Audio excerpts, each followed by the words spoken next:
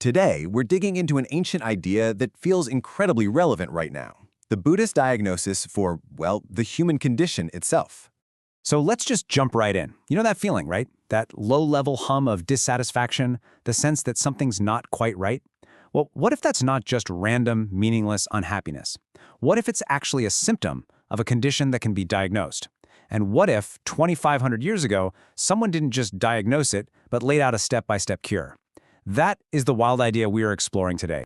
So, our story begins with a guy who, on paper, should have been the happiest man in the world. His name was Prince Siddhartha Gautama, and he lived a life of almost unimaginable luxury, completely walled off from all the messy parts of life. I mean, this guy had different palaces for every season, musicians on call 24/7, but even in the middle of all that, surrounded by every pleasure you can think of, he couldn't shake this feeling, this deep sense of sorrow for humanity. He knew his perfect life was a bubble, and that outside of it, suffering was just a fundamental fact of being alive. And that feeling became crystal clear when he finally went outside the palace walls. It's where he saw what are called the four sights. He saw an old man, then a sick man, and then a corpse. And bam, the unavoidable truths of aging, sickness, and death hit him right between the eyes. But then he saw the fourth sight, and this one changed everything. It was a holy man, an ascetic, who was just radiating this incredible sense of peace. That's the moment the prince knew a cure had to be possible, and he dedicated his life to finding it. So after years of intense searching, Siddhartha finally had his breakthrough, becoming the Buddha, or the Enlightened One. And the very first thing he taught wasn't some kind of cryptic, mystical secret. Nope, it was a diagnosis, laid out with the precision of a doctor. And honestly, it's structured exactly like a medical consultation. First, the doctor identifies the symptom. Life has a baseline of suffering, or dukkha. Second, the cause is identified. This suffering comes from somewhere, it isn't random. Third, the prognosis. Good news, it's treatable. It can end. And finally, part 4 is the prescription. Here is the exact path you need to follow to be cured. So what's the cause? What's the big culprit? The Buddha called it tanha, which we can translate as craving or thirst. Think of it as that constant, restless feeling inside, always wanting the good stuff to stay, always trying to push the bad stuff away. It's this non-stop internal engine of I want and I don't want that keeps us permanently unsatisfied. And this isn't just a vague mood. According to the Buddha, it works like a chain reaction, something called dependent origination. The dominoes here are the perfect analogy. It all starts with one domino, a basic misunderstanding of reality, which then tips over the next one, craving. That craving then knocks over grasping, which leads to action, and on it goes in this unstoppable cascade that keeps us stuck in a loop. Okay, so if craving is the disease, then what's the medicine?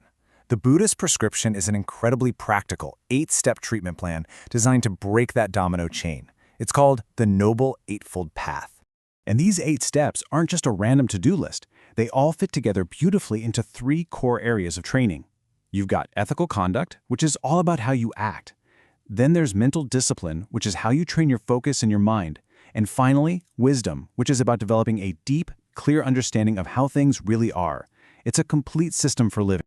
And here they are, the 8 steps themselves. They cover the whole human experience, from your inner world, like right thought, to your outer world, like right speech and right action.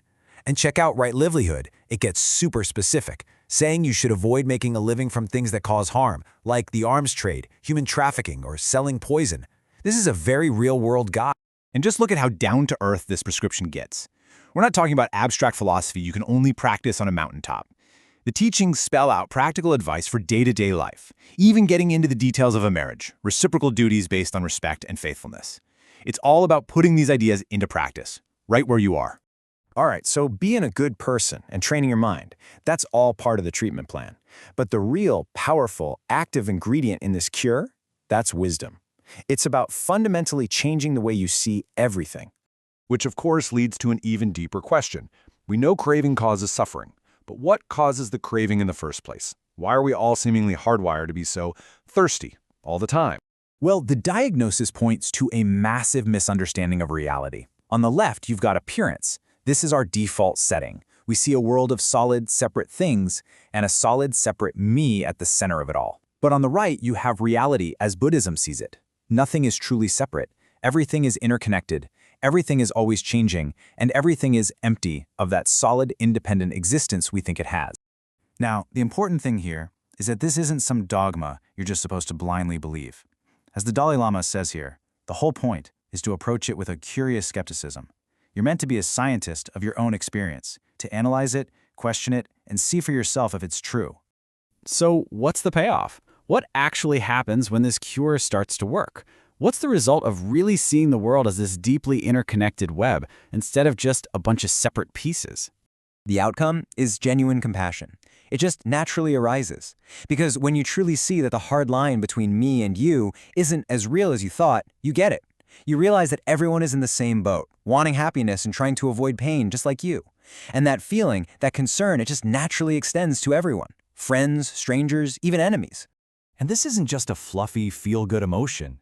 It has real, practical consequences, even for something as big as an economy. The ancient texts actually lay out a prescription for a just society.